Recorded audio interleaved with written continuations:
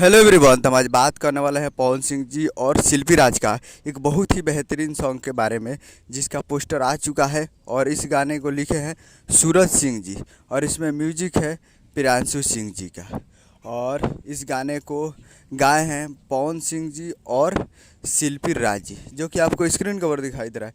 जिस सॉन्ग का टाइटल रखा गया है एक के ओढ़निया, एक के ओढ़निया जिसका टाइटल रखा गया है। और वीडियो में आपको दिखेंगे पवन सिंह जी और डिम्पल सिंह जी, फिट में है डिम्पल सिंह जी। और इस गाने को कमिंग सून रखा गया है, बहुत ही जल्द आप लोगों को रिलीज़ किया जाएगा और कमिंग सून है।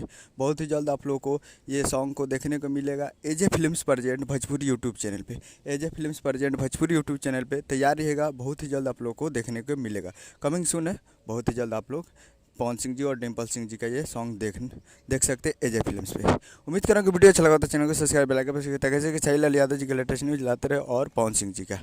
और वीडियो अच्छा लगा तो वीडियो को लाइक कीजिए और चैनल को सब्सक्राइब कीजिए। मिलते हैं अगले वीडियो में, तब तक के लिए जय हिंद, जय भोजपुरी।